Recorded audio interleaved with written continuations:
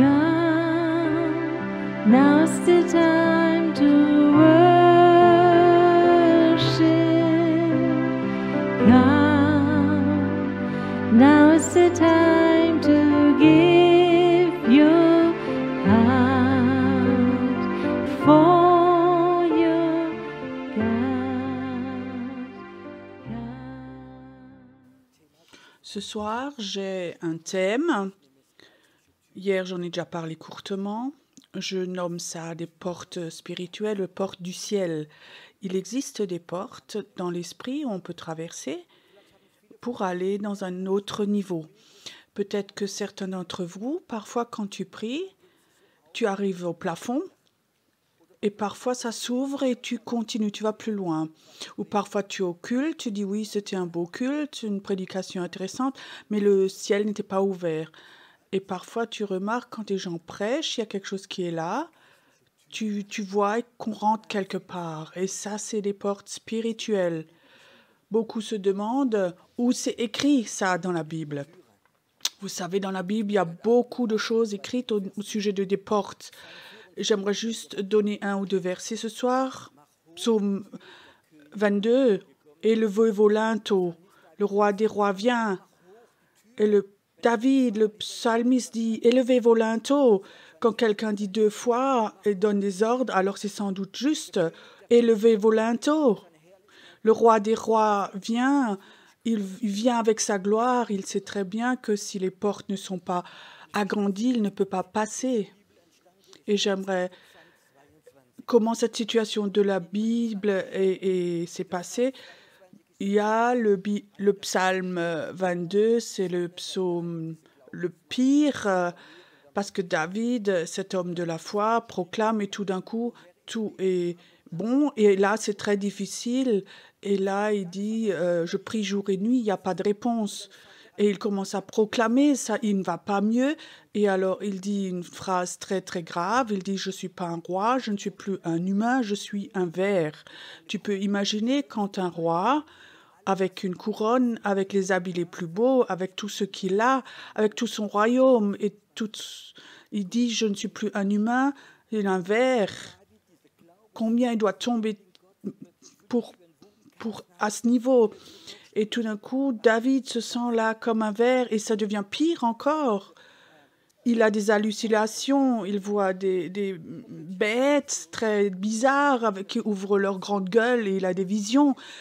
C'est le premier homme qui a une vision sur le crucifié. Dans le psaume 22, il est écrit que tout d'un coup, il voit Jésus avec ses mains percées, ses pieds percés, qui ont vendu aux enchères son habit, mais il ne sait pas, lui, que c'est Jésus. Comment est-ce qu'il doit le savoir? Et il croit, lui, qu'il va mourir. Il croit qu'il est condamné à mort. Et alors, il est écrit dans la Bible, entre les cornes de la grâce, il sait tout d'un coup ce que c'est. Il sait que c'est le Messie. Et tout d'un coup, après, il écrit ce merveilleux psaume, le psaume 23, « L'Éternel est mon berger ». Vous savez que dans le temple, il y avait des cornes, les cornes de la grâce, et ça, c'est quand tu as tué quelqu'un à cette époque, la famille pouvait venir te tuer et tout était OK, c'était autorisé. Et David, c'était un meurtrier parce qu'il a tué un soldat innocent ou d'autres choses, il a versé du sang et il savait vraiment qu'il était condamné, qu'il sait qu'il va mourir parce qu'il a vu cette image terrible à la croix. Il court dans le temple entre ses cornes de la grâce et il demande la grâce et il a une vision, il voit Jésus à la croix 1000 ans avant, c'était le premier humain. Et alors il a une révélation, il l'écrit dans le psaume 22, il va l'écrire, il va le partager, il va le dire aux autres. Il sait que c'est le Messie. Et il écrit le psaume 23, « L'Éternel est mon berger ». C'est le plus beau psaume pour moi. En face de mes adversaires, il couvre une table. La bonté de l'Éternel me couvre toute ma vie. Et dans la maison de l'Éternel, je reste toute ma vie. Et il écrit après le psaume 24. Et c'est dans le psaume 24, il écrit « Élevez vos linteaux ». Pourquoi il dit « Élevez vos linteaux » ? Tu sais pourquoi ? Parce que David a vécu dans l'Ancien Testament, dans la loi. La loi écrite, il faut que tu fasses ça, alors tu reçois ça. Si tu fais ça mal, tu es puni. Il sait très bien, la loi, c'est œil pour œil, dent pour dent. Il est un meurtrier, il a mérité la mort. Il a fait l'adultère et il a mérité la mort. Et là, il voit le Messie.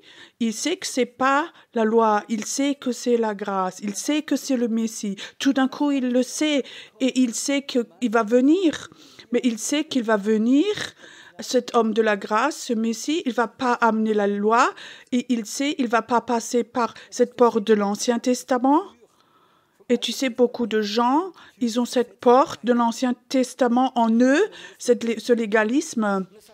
La dernière fois, j'ai parlé avec un musulman, il me disait, je peux pas croire que vous, chrétiens, vous n'avez besoin de rien faire. Vos péchés, il a porté vos péchés, ça se peut pas. Nous, il faut qu'on prie 7 fois. Nous, il faut qu'on se fasse ceci. Nous, il faut qu'on aille à la Mecque. J'arrive pas à le croire. Tu sais, la porte est toute petite chez eux. Et j'admire les musulmans comme eux sont prêts à tout sacrifier, prêts à tout faire. Mais Jésus, ce sauveur, il ne va pas avec. Là, on n'a pas besoin de faire quelque chose. Celui qui nous aime, on a juste besoin de recevoir. Tu sais, beaucoup de chrétiens, ils se sont convertis au départ et la porte est de nouveau devenue plus petite. Tu sais qu'on peut facilement rapetisser une porte. Je ne suis pas quelqu'un de manuel, mais je pourrais rapetisser une porte. Regarde, là, il y a une porte. C'est tout simple. Tu mets une planche à droite, à gauche, et en haut, la porte est plus petite. Je dois encore la rapetisser. Encore une fois, une planche à droite, à gauche, et ça se rapetisse de plus en plus.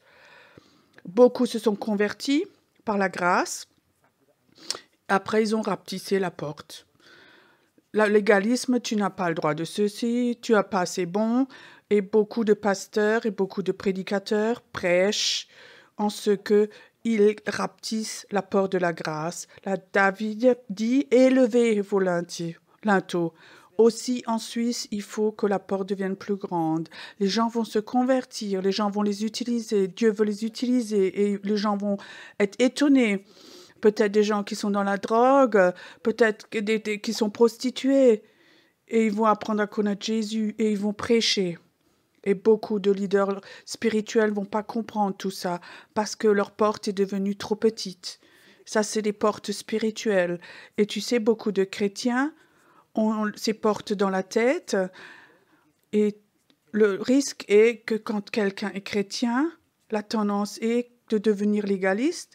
Et la porte de la grâce devient de plus en plus petite alors. David dit, élevez vos linteaux, agrandissez vos portes. Moi, je vous dis quelque chose de prophétique. La porte de la grâce va devenir plus grande en Suisse. Et là où est le péché le plus grand, la grâce va surabonder, va devenir plus grande encore. Ne soyez pas choqués quand il y a tellement de péché. La grâce est beaucoup plus grande que le péché. La porte va s'ouvrir, mais elle va commencer à s'ouvrir pour nous, pour qu'elle commence à s'ouvrir. Cette porte va s'ouvrir, c'est bon. Et la preuve, c'est ce que j'ai prêché quand Jésus est mort. Ce n'est pas une porte, c'était une salle d'attente. Jésus meurt et le rideau se déchire. On peut tous rentrer dedans, pécheurs ou non pécheurs, croyants ou pas croyants. Le rideau est ouvert, la porte est ouverte. Et maintenant, la porte est ouverte. Je veux parler de porte, ce qui est important pour moi, pour que les portes s'ouvrent. Il y a quelque temps, Dieu m'a donné des révélations au sujet de portes, des portes spirituelles. Est-ce que vous croyez qu'il y a des portes quand tu traverses, tu serais dans le surnaturel? La montagne de la révélation, il devait y avoir une porte là qu'il a ouverte. Il y a quelque temps, à Heidelberg, il y a une ville qui s'appelle Schwetzingen et il y a un beau château là, qui a des centaines d'années, avec un très grand parc. Et Dieu m'a 2-3 fois parlé là, et m'a dit d'aller là et de prier à ce château. Et je suis allée prier. Et un jour, quand j'étais là-bas, Dieu m'a dit, ce château va m'appartenir. Là, il y aura une école biblique, les gens vont se convertir là. Il y aura des professeurs qui vont se convertir et ils vont former des missionnaires. Et j'étais là et je disais, Seigneur, c'est fantastique. Et le Seigneur dit, rentre dedans. Et j'ai dit, mais Seigneur, tu sais donc que c'est fermé. Il y avait un grand portail devant.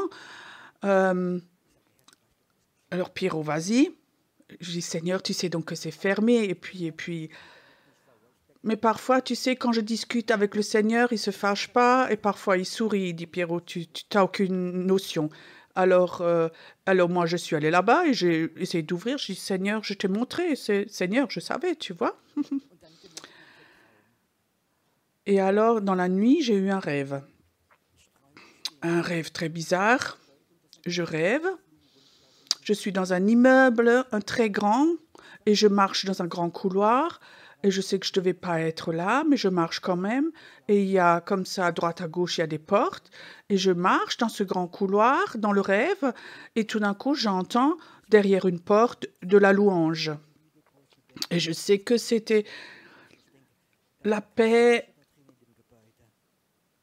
très grande comme des montagnes. Et je savais qu'il n'y avait pas d'église ici. Mais la présence de Dieu venait très forte de cet immeuble, de cette salle. Et j'étais très curieux, j'ai ouvert la porte et j'ouvre un peu. Et la présence de Dieu venait très forte comme ça vers moi. Et je supportais plus et je regardais. C'était comme un amphithéâtre. Il y avait beaucoup de jeunes personnes là-dedans. Et alors je suis rentrée, je me suis assise à côté d'un jeune homme et je pouvais presque rien voir parce que je pleurais tellement, parce que la présence de Dieu était tellement forte. Il chante, l'amour de Dieu est tellement grand, son amour aussi grand que les montagnes. Et je disais à mon voisin, mais où est-ce que je suis? Et il disait, ça c'est notre université. Ça c'est notre université. Et là, on est formés pour être des serviteurs. Et alors je me suis réveillée. Et alors j'étais là, assis dans mon lit, et je dis, waouh, c'est la présence de Dieu. Elle était là dans ma chambre, elle était complètement remplie de la présence de Dieu. Et je sais que quand c'est dans ma chambre, je sais que c'est pas un rêve. Et après, je me suis rendormie. 1 heure plus tard, je me rassis, je me réveille. Et la présence de Dieu était encore dans ma chambre. Je dis, Seigneur, qu'est-ce que c'est ça? Il me dit, Pierrot, pendant que tu dors, j'ai pris ton esprit.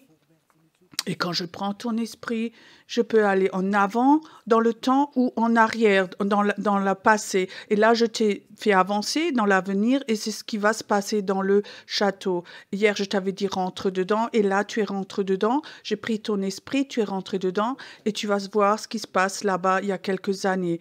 Quand Dieu prend ton esprit et passe des portes spirituelles, c'est comme dans la montagne des révélations. Élie et Moïse n'étaient pas ensemble. À cette époque-là, ça n'allait pas ensemble. Et on est dans un temps où il existe des portes spirituelles où Dieu veut nous faire traverser. Est-ce que vous croyez à des portes spirituelles ou est-ce que tu es satisfait toute ta vie d'être dans une salle d'attente d'une religion ou est-ce que tu crois que Dieu est en train d'ouvrir des portes du surnaturel qui n'ont pas existé pendant des années? J'aimerais parler de certaines portes. Et je crois que des portes s'ouvrent toujours. Je veux vous dire, moi, j'ai pas de clé. Mais je connais quelqu'un, il a un trousseau de clés. Je ne sais pas, c'est celui-là maintenant? Moi, je ne trouve pas. Je vais le retrouver. Je voulais vous montrer un trousseau de clés. Donc, il y a beaucoup de clés accrochées. Et des clés pour ouvrir les portes spirituelles. Et tu sais, moi, j'ai pas de clé, mais celui qui a le trousseau, lui, je le connais. C'est le Saint-Esprit. Le Saint-Esprit, il a tout un trousseau de clés pour aller dans la guérison, dans le domaine de la libération, de la gloire, dans le prophétique ou dans d'autres domaines. Le Saint-Esprit a ce trousseau de clés et il y a des moments, il peut te dire, maintenant fais ceci. Et alors, quand tu le fais, alors il y a des portes spirituelles qui s'ouvrent. Il y a beaucoup de manières d'ouvrir des portes, mais la louange, par exemple, l'adoration, c'est une porte. Je crois que quelque part, on est allé dans une mauvaise direction. Aujourd'hui, dans la majorité des églises que je connais ou que j'ai vues, les leaders de louange sont presque, ou la louange, une copie, comme un système, comme une chaîne, comme McDonald's. Partout dans le monde, tu peux aller au McDonald's, tu as la même nourriture. Et aujourd'hui, on a la louange avec un top 10, top 50 comme ça, qui vient d'Amérique ou d'Australie ou quelque part, et nos leaders de louange essaient de faire une super louange avec les chants les plus modernes. Il y a un super son, une bonne qualité, mais ils ont oublié qu'il faut des clés spirituelles avec quel chant on ouvre le ciel. Il y a quelque temps, j'ai fait un culte de guérison dans la ville de Waldorf en Allemagne. Il y avait 500 personnes qui étaient là. Il y avait sans doute plus de 100 incroyants. Et alors, le groupe de louange a fait la louange. Et je sentais que c'était vraiment très dur, très sec. Ils chantaient de beaux chants. Et le Saint-Esprit dit, va devant et dit au leader de louange, maintenant, on va chanter le chant Grand Dieu, nous te bénissons. Un si vieux chant! Oui, un si vieux chant. Alors on a chanté, Grand Dieu, nous te bénissons. Et tu sais, c'était comme un courant électrique qui est passé dans la salle et les gens se sont levés. Même les incroyants, tout d'un coup, quelque chose s'est passé. Il y a une porte qui s'est ouverte, une porte de rencontre avec Dieu, avec un chant. Et je peux te dire, quand tu es leader de louange, demande au Saint-Esprit, Saint-Esprit, s'il vous plaît, donne-moi un chant pendant la louange, ou pour que tu puisses ouvrir la porte avec ce chant. Alléluia. Tu n'as pas besoin de faire comme tout le monde. Je n'ai pas besoin de venir avec 50 musiciens et faire une belle musique. J'aimerais faire la louange avec des gens qui ont la capacité. J'ai besoin d'un chant ou deux chants que toi tu me dis, et alors le ciel s'ouvre et les portes s'ouvrent. Alléluia. On n'a pas besoin d'aller dans notre savoir, mais il faut qu'on ait de nouveau ces clés du Saint-Esprit. Moi, je n'ai pas des cartes avec des prédications. Quand j'étais nouveau prédicateur, je n'avais pas fait d'école biblique et Dieu me disait, tu vas prêcher. Et je disais, oh là là, je commence que à prêcher si je prêche et toi, par la parole, tu confirmes un signe et miracle si tu ne le fais pas. Alors moi, je ne fais plus rien du tout. Et Dieu, tu sais, Dieu est fidèle. Dieu confirme sa parole avec des signes et des miracles, mais quand tu amènes la parole que lui te donne. Alors j'ai commencé, et voilà, et j'ai commencé à parler de la libération, de guérison, de pardon, et tout d'un coup, c'est comme si les portes s'ouvraient et les gens ont reçu la guérison, la libération et d'autres choses. Et je sais encore, un matin, j'étais à la maison.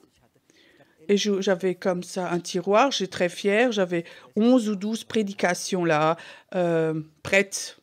Et tu sais, j'étais très fière, on avait enfin quelque chose dans la main. Le Seigneur me dit, Pierrot, est-ce que tu veux me faire confiance ou à tes prédications? Et je savais ce qu'il veut. Et mes belles prédications, 12 prédications, je les ai déchirées. Je les ai jetées. Fini, j'en avais plus. Mais j'avais le Saint-Esprit. Et je peux te dire, le Saint-Esprit, il a un trousseau de clés. Et si tu prêches ce que lui veut, alors il confirme sa parole et ouvre à clé. Ce soir, je suis là parce que Dieu voulait que je parle de ces portes-là. Il existe des portes. Il y a de mauvaises portes. Il y a beaucoup de chrétiens. Ils n'ont qu'une seule porte. C'est la porte au mur de lamentation. C'est à Jérusalem, mais ça c'est pour l'Ancien Testament. Oh Seigneur, pourquoi je vais tellement mal? Pourquoi mon mari n'est pas gentil avec moi? Pourquoi mon pasteur ne me dit pas bonjour? Oh Seigneur, pourquoi j'ai des problèmes d'argent? Tu sais, par ces portes-là, tu vas pas vivre la gloire de Dieu. Tu es au mur de lamentation. Jette ce trousseau de clés. Tu n'es pas appelé à vivre au mur de lamentation. Tu es appelé à traverser les portes, à traverser ces portes que Dieu a préparées pour toi. Et je crois qu'il y a tellement de portes. Quand le Seigneur me dit, ce soir parle de guérison, alors je parle de guérison, je parle pas de repentance, d'humiliation, de choses comme ça, je parle de guérison. Et je sens la porte de la guérison s'ouvre. Quand Dieu me dit, je parle de la sanctification, alors c'est un super thème et les choses se passent. Mais je veux parler des choses que Dieu me dit, alors je sais que cette clé est là. Si tu as un plan de prédication pour toute ton année, comme beaucoup en ont, et tu les traverses, tu ne vas pas vivre que des clés du Saint-Esprit vont venir et des choses vont se passer. Tu as peut-être un bon enseignant, mais tu ne vas pas avoir l'autorité d'ouvrir les portes. La Bible dit que ce que tu ouvres sur la terre sera ouvert au ciel. Et ce que tu fermes à clé sur terre, c'est fermé au ciel. Et je crois que c'est très important. Tu peux le faire par des prédications, une parole ou un geste prophétique. Ce soir, je sentais la présence de Dieu était un moment pendant la louange beaucoup plus forte que hier. Quand on a commencé à louer, à bénir la Suisse, quelque chose s'est ouvert. Et les jours prochains, ça doit aussi se passer, aussi demain matin quand on est au Yacht Point, que des portes s'ouvrent, qu'on apprenne à faire des choses comme ça, qu'on rentre dedans. C'est mon souhait, j'ai prié, pourquoi est-ce que maintenant je dois venir ici? Et le Seigneur me disait, j'aimerais, Pierrot, que tu apprennes à mon peuple à donner des clés pour qu'il cherche le réveil, qu'il soit prêt et rentre dans une nouvelle dimension. Il y a beaucoup de nouvelles dimensions. L'adoration, quelque chose de très important. L'adoration, c'est pour moi, avant que tu pries, fais un moment l'adoration et tu vas voir que les portes s'ouvrent, que tu peux aller à ton Dieu. Quand tu as un groupe de maisons, ne perds pas beaucoup de temps, que chacun va au mur de lamentation, mais commence à adorer. Et alors, il y a un moment que tes prières programmées ne sont même plus intéressantes. Ou tout d'un coup, tu pries des choses, tu te dis, mais pourquoi tu pries ça? Mais le ciel s'ouvre, ses portes s'ouvrent. Ce soir, j'aimerais juste encore parler d'une clé, comme on ouvre une clé qu'on a perdue, surtout dans ce temps. Tout doit aller vite. Dans la Bible, il est écrit en Ésaïe, ceux qui s'attendent au Saint-Esprit reçoivent une force nouvelle et ils vont voler comme des aigles. Vous connaissez ces versets, sans doute tous, mais qu'est-ce que ça veut dire s'attendre à? S'attendre à, c'est devenir tranquille, calme. Je peux vous parler allemand avec vous? Ça veut dire fermer sa bouche. Tu comprends? Le Seigneur dit de toute façon, le sait de toute façon ce que tu veux dire, mais s'attendre à, ça veut dire tu restes dans la présence de Dieu, rester calme, devenir calme. Et quand tu deviens calme, alors tu vas sans doute sentir comme des portes s'ouvrent, des portes que Dieu voudrait que tu pries maintenant pour ceci ou cela. Je sais, on vit dans un temps, Seigneur, j'aimerais faire un temps de prière avec toi, mais j'ai que 6 minutes 50. Oui, on vit dans un temps où tout va de plus en plus vite, mais la Bible dit il faut qu'on s'attende à rester dans la présence de Dieu, se prendre du temps, enlever tes pensées, tes besoins et être dans la présence de Dieu. S'attendre à veut dire, en français, veut dire être dans une bonne attitude d'attente devant Dieu, attendre que Dieu ouvre quelque chose pour toi. Tu sais, si on apprendrait de nouveau à s'attendre à... Je viens de l'occulte, de l'autre côté, et je veux te dire, il y a le mot méditation là. Qu'est-ce que c'est en fait la méditation? La méditation, c'est même pas quelque chose de mauvais, c'est simplement dire enlever tes propres pensées. Vous qui ne connaissez pas, sans doute, peu importe qui est là maintenant, essaie voir pendant 3 minutes, faire de la méditation. Tu n'y arriveras pas. Tu sais, il y a des milliers de pensées qui viennent comme ça dans ta tête, mais tu sais comment on apprend la méditation? Dans ce qu'on le fait régulièrement, il y a des gens, ils le savent, pendant 20 minutes, ils peuvent être 20 minutes sans penser. Méditer, je ne veux pas forcément le prendre, mais je veux prendre le mot s'attendre à, dans la présence de Dieu, venir chez lui et dans une attitude d'attente. Et de dire, Seigneur, je viens maintenant dans ta présence. Et tu sais, quand tu t'attends à lui, tu reçois cette attitude, cette nature d'aigle. La majorité des chrétiens, je les vois comme des poules plutôt. Et le pasteur, c'est le coq.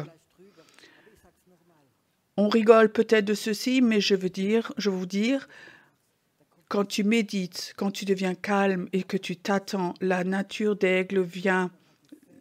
Et cette nature n'a pas ce que a la nature d'une poule. Et l'aigle sent les vents ascendants. Une poule, pour sentir le vent, il faut bien qu'il batte vite des ailes. Mais un aigle, il va dans ses ascendants, il monte. Tu crois que quand tu vas dans la présence de Dieu, tu sens ses vents ascendants, ce que Dieu veut te dire, ce que tu dois prier, quelles portes vont s'ouvrir. Tu peux imaginer, tu es là, tu as un grand problème avec ta voiture, ta santé, et maintenant tu vas dans la présence de Dieu, tu t'attends à lui, et il dit, prie pour ton fils, prie pour cette femme que tu connais qui est en Afrique maintenant. Mais tes propres problèmes ne t'intéressent même plus. Tu commences à rentrer dans ces portes que Dieu t'ouvre devant toi. Toi et toi et moi, on va tous un jour être là, debout devant Dieu. Et il va nous montrer combien de portes il a ouvertes et voulait ouvrir pour ta vie et pour ma vie. Des portes de bénédiction pour ton appel, pour la guérison, pour des miracles, pour l'évangélisation, pour la prière. Dieu a tellement de portes où il dit maintenant c'est le temps d'entrer dedans. Il y a des choses où Dieu veut ouvrir maintenant. Il y a 5 ans, je ne pouvais pas ouvrir, c'était pas encore le temps, mais maintenant c'est le temps où je veux te donner une révélation. Et ça, j'aimerais te dire aussi à toi, il y a des temps où Dieu dit, maintenant c'est le temps où j'ouvre des portes pour ta vie. S'il l'avait fait avant, ça n'aurait pas été bon. Et pendant qu'on s'attend à lui, qu'on apprenne à être dans la présence de Dieu, d'être sensible, alors on va recevoir cette sensibilité et sentir là, il y a des portes qui s'ouvrent dans ta vie. Ça se peut peut-être que tu as prié de façon intense pour quelqu'un et s'est jamais converti, c'est devenu de pire en pire et tu as abandonné. Et Dieu dit maintenant, la porte s'ouvre pour que tu puisses parler dans sa vie, que tu puisses prophétiser pour lui, pour que tu fasses ça pour lui. Au Seigneur, j'ai même déjà abandonné. Et le Seigneur dit, oui, la porte était fermée, mais maintenant elle est ouverte. La porte va ensuite s'ouvrir où tu ne pas imaginer. La porte va s'ouvrir pour les politiciens, pour qui sont connus, des gens qui sont dans le showbiz, où tu pensais jamais, et tout d'un coup les portes s'ouvrent et Dieu dit, mais qui prie maintenant pour ces gens-là, Ce soir, tu peux te convertir du mur de lamentation dans une attitude d'attente pour aller dans les portes que Dieu a ouvertes pour toi. Dans cette pièce, dit le Seigneur, il y a beaucoup plus d'évangélistes que j'imaginais. Et le Seigneur dit, je vais ouvrir des portes où tu sais tout d'un coup, maintenant il faut que tu visites celui-là, maintenant il faut que tu pries pour celle-là, maintenant tu vas prophétiser pour cette personne et tu vas le faire et tu vas t'étonner qu'elle va venir.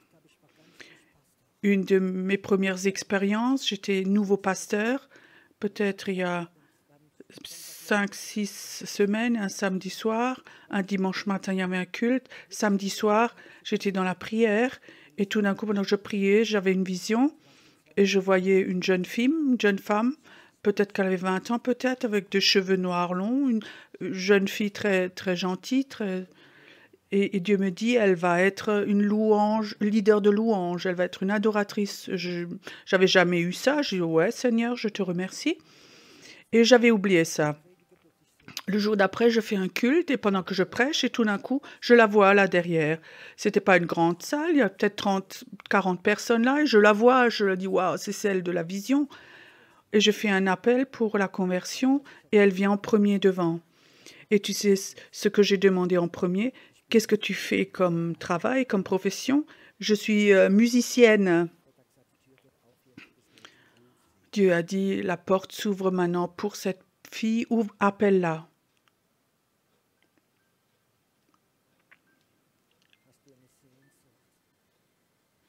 Est-ce que tu as une soif d'avoir ce trousseau, de l'avoir? Quand tu fais la cure d'âme, quand tu veux ramener quelqu'un au Seigneur ou autre chose, et tu dis, Seigneur, je suis devant une porte fermée, une porte fermée. Parfois, je parlais à des gens et ils pensaient que c'était comme un mur. Dis juste une parole, une parole.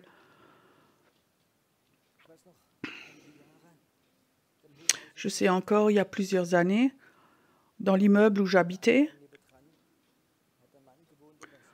dans le couloir, un homme habitait là, 72, 73 ans, sa femme était décédée. Et depuis que sa femme était morte, tous les soirs, cet homme allait au restaurant et buvait beaucoup d'alcool. Et quelque part, j'avais dans le cœur de parler avec lui, il sortait du restaurant et je l'ai salué et je lui disais, vous connaissez Jésus? Et tout d'un coup, en lui, il y a une telle haine envers Jésus, envers Dieu. Je ne vais même pas dire ce qu'il a dit, mais c'était très méchant ce qu'il a dit de Dieu et plein de mauvais mots. Et alors j'ai appris que pendant 40 ans, cet homme avait un bistrot dans la Pfalz. C'était pas du tout le chrétien. Et alors, donc je suis rentrée chez moi et ça m'est vraiment blessée, tout ce qu'il avait dit envers les chrétiens et vers Dieu et vers Jésus.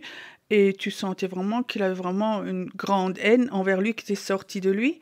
Et je suis dans mon appartement et le jour d'après, je le vois de nouveau complètement ivre dans la rue et le Seigneur me dit, vas-y. Je dis, non, Seigneur.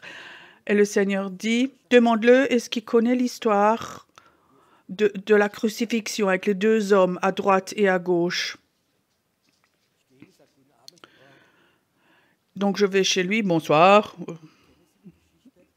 Je veux juste vous demander quelque chose. Est-ce que vous connaissez l'histoire de la crucifixion où Jésus a été crucifié et des deux hommes, un à droite, un à gauche? Et il me dit, oui, ça j'ai vu, ça je connais de l'école du dimanche, quand j'étais tout petit, à l'église, quand j'avais entendu, oui, je me rappelle de ça.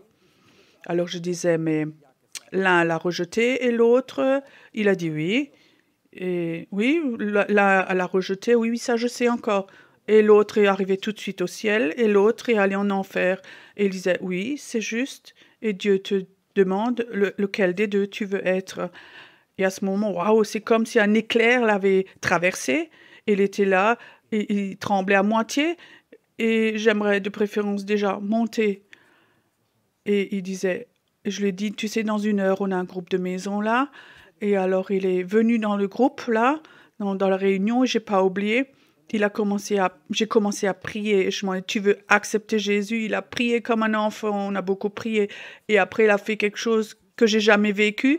Il est levé, il s'est allé au balcon. Il est habité au 5e étage, dans un immeuble. Il ouvre la porte et il chante très, très fort. 5 strophes. Grand Dieu, nous te bénissons.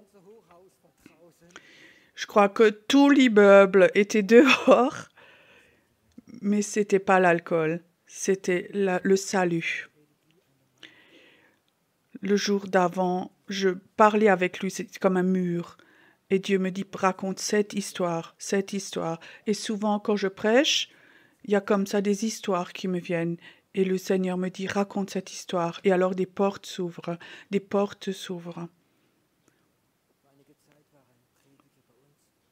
Il y a quelque temps, il y a un prédicateur chez nous.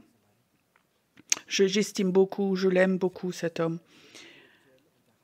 J'ai rarement vu, il est très intellectuel, il a un savoir, t'as pas besoin d'avoir un dictionnaire, il est là, où j'ai même pas 2% de ce savoir que lui, il a. Quand il est là avec moi à table, t'as juste une question et boah, il sait tout.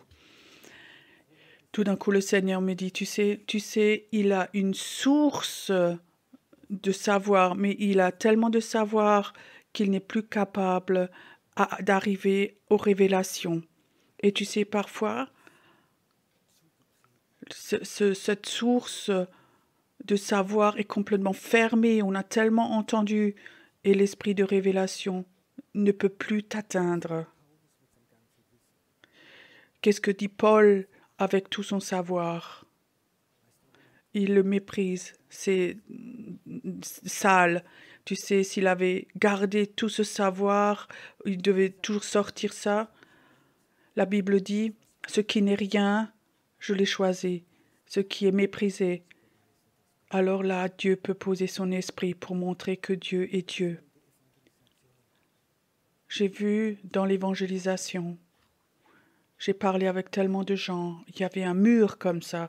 Dieu me donne un mot et dit parle ça et c'est comme une clé et ça s'ouvre. On était une fois en France, dans la rue, on a évangélisé. Les jeunes, comme ça, deux par deux, ils sont allés vers les gens. C'était dans un quartier assez difficile. Il n'y avait que du rejet, du rejet. Et je sais, un de nos jeunes, un jeune homme, il était sur un banc avec une jeune fille, était mi-asiatique, et il a commencé à raconter de Jésus. Et elle, avec un ton et avec une cri, il l'a renvoyé. Et alors le Seigneur me dit, va voir, toi, va chez elle. Et je dis, Seigneur, tu sais, elle a 18 ans, elle était assise là avec une mini-jupe, et moi, si je m'assieds à côté, qu'est-ce qu'elle va donc penser? Qu'est-ce qu'elle va faire? Et le Seigneur dit, va chez elle. Et je m'assieds sur le banc, et elle regardait déjà très bizarre et très méchant, et je dis, Seigneur, aide-moi. Et le Seigneur dit, elle a mal au genou, genou gauche. Et je dis, tu as mal au genou? Oui, pourquoi? Est-ce que tu voudrais que ça s'enlève? Oui, bah, si c'est possible, oui. Mais tu sais, tu es en mauvaise entente avec ta maman. Et comment tu sais ça? Il existe un Dieu, il te connaît, il t'aime. Et waouh, 2 minutes plus tard, tout son make-up noir coulait le long de ses joues. Tu sais, avant, elle était tellement grondée, elle était tellement dure, mais une parole, le Saint-Esprit a donné une clé pour ouvrir les portes, pour que le ciel s'ouvre et descende. Alléluia. Le Saint-Esprit, il habite en toi. Mais on l'a oublié. On a oublié ça, on travaillait avec la source du savoir, on a écouté tellement de prédications, lu tellement de livres, et notre source là de savoir est remplie. Le Saint-Esprit dit, est-ce que tu voudrais que je te donne des clés comme ça, où tu mets de côté tout ton savoir? Est-ce que tu veux de nouveau apprendre à t'attendre dans la présence de Dieu et de dire, Dieu, j'aimerais rien te dire, rien te raconter, tu sais tout. Je t'aime, tu es un Dieu merveilleux. Je t'aime par-dessus tout et j'aimerais simplement être dans ta présence. Je veux rien de toi, je veux simplement être dans ta présence. Et alors il y a cette parole, communion avec le Saint-Esprit, avec lui. Et tout d'un coup, il y a comme ça des clés qui descendent, et plus de clés tu reçois et que tu es obéissant, plus il va te donner des clés. Et il dit, fais ça, fais ceci maintenant. Et tu vas aller dans des domaines du surnaturel que tu ne peux même pas imaginer. Je peux vous raconter tellement d'histoires où beaucoup de chrétiens doutaient, où j'ai vécu des choses parce que j'étais obéissant au Saint-Esprit. Et il veut donner des clés et des clés. Ce soir, j'aimerais te dire, le Saint-Esprit est là et il voudrait te donner des clés. Il voudrait que tu ouvres des portes. Il voudrait que tu vives, que tu rentres dans des domaines où tu n'étais jamais dedans. Dieu a tellement de promesses, tellement de miracles. Jésus a dit, vous allez faire de choses plus grandes que moi. Mais ça ne va que si tu es obéissant au Saint-Esprit. Ce n'est pas pour toi, c'est pour Jésus, c'est pour glorifier Jésus.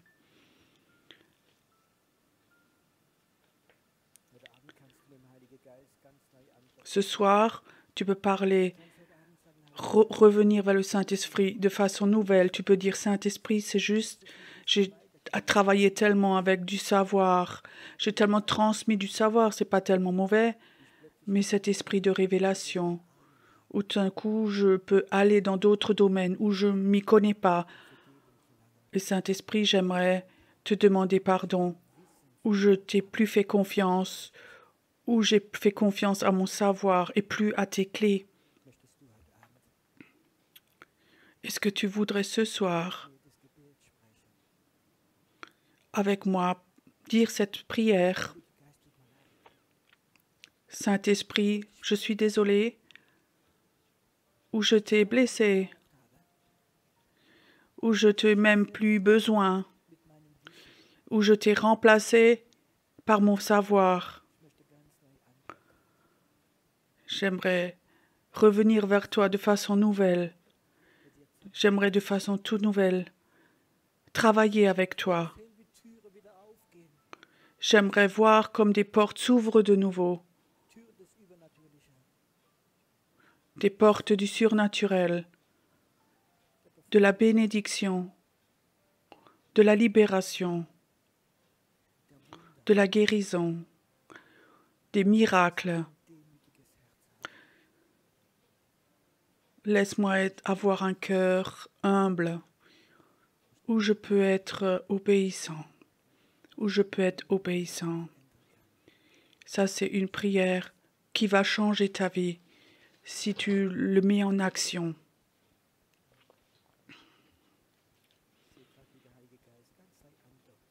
Je vois comme le Saint-Esprit revient vers toi de façon toute nouvelle. Si le Saint-Esprit vient vers toi de nouveau, il y a une paix surnaturelle qui vient aussi chez toi à la maison. C'est une paix du Saint-Esprit. Elle doit venir. Elle doit venir. Toi qui t'es éloigné de nouveau parce que les portes étaient fermées, elles vont de nouveau s'ouvrir. Elles vont de nouveau s'ouvrir. Parfois, il y a un couple qui se casse, mais parfois ça se ressout de nouveau. Et le Saint-Esprit avec toi, c'est comme un couple. Le Saint-Esprit, c'est mon meilleur ami ici sur terre. Sans lui, j'aimerais pas être là devant, jamais. Moi, j'ai rien à donner et je ne veux rien non plus donner. Mais que si je sais, je lui fais confiance, alors je sais, des portes vont s'ouvrir. La présence de Dieu va venir. Elle va venir. Saint-Esprit, je te remercie que quand on est en communion avec toi et qu'on te fait confiance, que toi tu viens de nouveau, que tu reviens de façon nouvelle envers nous, que certains reçoivent des rêves, que certains reçoivent de nouveau des révélations du Saint-Esprit. Père, je voudrais ce soir bénir ces gens ici. J'aimerais qu'ils sentent l'amour de Dieu, que c'est bon.